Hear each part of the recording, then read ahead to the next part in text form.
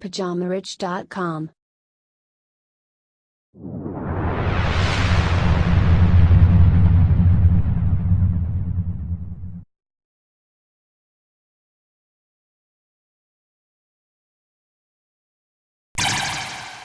Bonjour à tous et bienvenue dans ce nouvel épisode du Richcast de Pyjama Rich TV. Aujourd'hui, pour changer, un sujet un peu plus léger qui s'adapte à la période de l'année à laquelle nous nous trouvons, car je voulais partager avec toi mon top 5 des destinations pour nomades digital. Mais avant de commencer, si tu es nouveau et que tu viens de nous rejoindre, pense à t'abonner à la chaîne en cliquant sur le bouton rouge s'abonner et n'oublie pas d'activer les notifications pour être sûr de ne rien rater. Lorsque vous faites partie de ce que l'on appelle nomade digital, vous êtes vraiment libre de voyager où bon vous semble. Le monde est votre terrain de jeu et vous pouvez rester sur la route aussi longtemps que vous le souhaitez.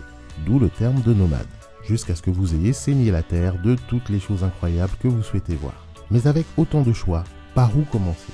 Bien sûr, chacun aura ses propres idées, mais pour moi, voici mon top 5 des destinations à ne pas manquer lorsque vous avez la chance d'être nomade digital. En numéro 1, Zadar. Zadar est une région de la Croatie qui est un lieu de prédilection pour les nomades numériques pour toutes sortes de raisons. D'une part, il est entouré de paysages absolument magnifiques et d'une beauté naturelle. Au sommet se trouve le parc national de Krka qui abrite de magnifiques cascades et un lac incroyablement attrayant.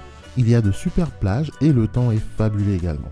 Et dans le même temps, Zadar a l'avantage d'être bien adapté au style de vie numérique puisqu'il y a de nombreuses connexions Wi-Fi gratuites et même dans les parcs nationaux.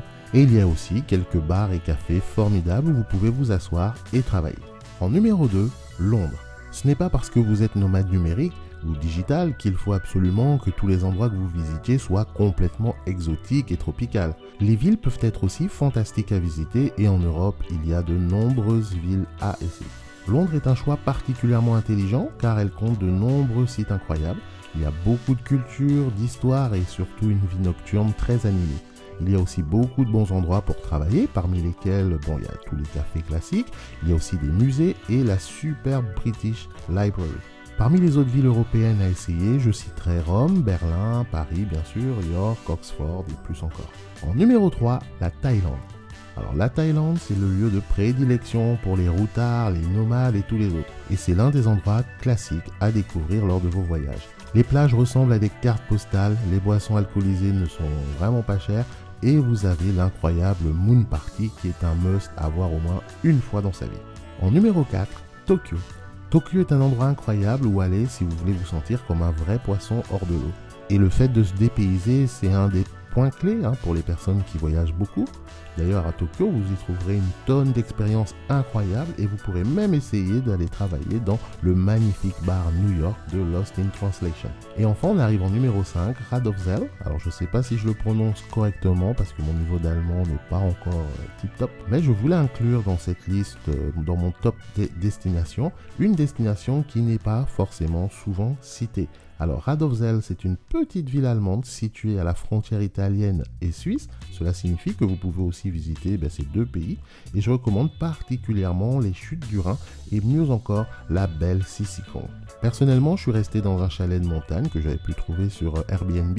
Et Radolfzell est également un très bon endroit pour les entrepreneurs grâce à l'une des meilleures bibliothèques européennes dans laquelle j'ai eu le plaisir de travailler. Vous connaissez maintenant mon top 5 des destinations à essayer et vous, quels sont les vôtres? Quels sont les endroits que vous conseillerez pour voyager et travailler en même temps? Parce qu'effectivement, nous ne sommes jamais vraiment en vacances puisqu'il y a toujours des choses à faire, surtout quand on travaille en ligne.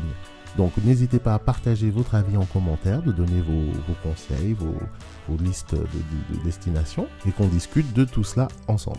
Ce sera tout pour moi aujourd'hui, j'espère que cette vidéo t'aura plu. Si c'est le cas, pense à me laisser un petit pouce bleu juste en dessous de la vidéo. Si tu n'es pas encore abonné à la chaîne, tu peux le faire maintenant en cliquant sur le bouton rouge s'abonner. Et n'oublie pas d'activer les notifications pour être prévenu du nouveau contenu. Tu peux également rejoindre ma liste de contacts personnels, c'est le Pyjama Rich Club, tu trouveras le lien en partie description. On se donne rendez-vous au prochain épisode, entre temps, prends bien soin de toi, bon courage, allez, salut!